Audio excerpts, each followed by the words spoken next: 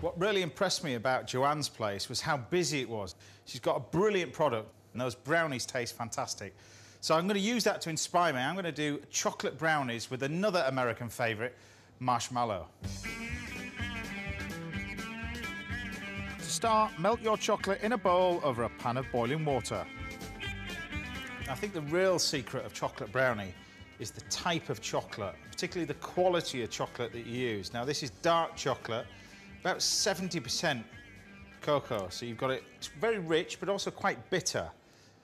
So I'm going to add the butter, and we just heat that over a pan of hot water.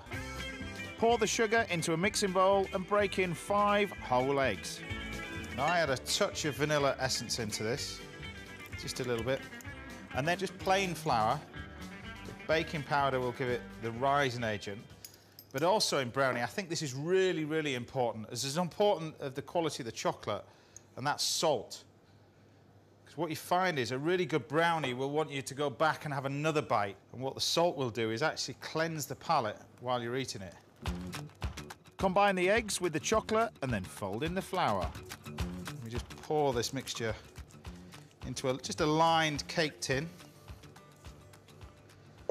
That and spread it out evenly so it gets into the corners. And then you can bake this about 350 degrees Fahrenheit, 170 degrees centigrade, gas 4, for about 20-25 minutes. And now for the marshmallow. It's so simple to make. It's basically an Italian meringue mixed with gelatine. Soak your gelatine in cold water and leave it for a few minutes. What I need to do is get the sugar on. Add the sugar and cold water to the pan and pop it onto the heat. I'm just going to add a tablespoon of liquid glucose. Remember, for the Italian meringue, your sugar syrup needs to be heated to 118 degrees centigrade. And when ready, pop your egg whites onto whisk. Now we can add our gelatine. So we switch the heat off, take the gelatine straight in. Mix this together till it's dissolved, which there it is. Turn the egg whites on full and then carefully pour it onto the egg whites. Adding the sugar syrup slowly and steadily to the egg white, it then begins to form the marshmallow. But while that's cooling, we can prepare our tray. By lining the tray with cling film and adding a combination of corn flour and icing sugar, it prevents the marshmallow from sticking. Now, you could, if you wanted to, add any colouring to this, flavouring. What I'm going to use is some fresh raspberries.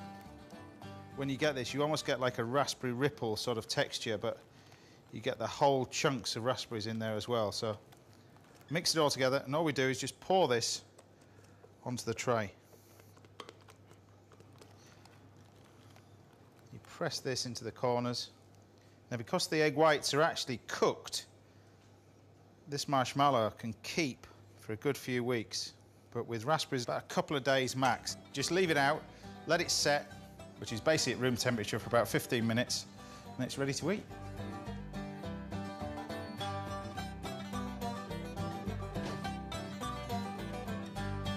Now, this is the texture that you're looking for. You almost press the top of it. As it starts to just come back, then take it out of the oven and let it cool down to room temperature. Never, ever do you want to put brownies in the fridge, because it firms up like a chocolate bar. Is when you cut it through, it's soft, textured inside. Plate up a square of your brownie, then it's time to remove your marshmallow from the tray. Dust again with corn flour and icing sugar and cut into a square and sit it on top of the brownie. We're just going to grill the marshmallow just to toast it.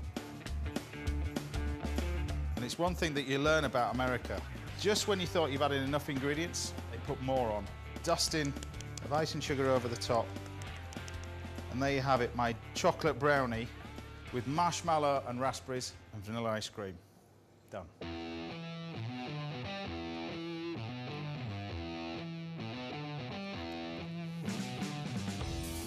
You're going to need the gym after this, but it tastes fantastic.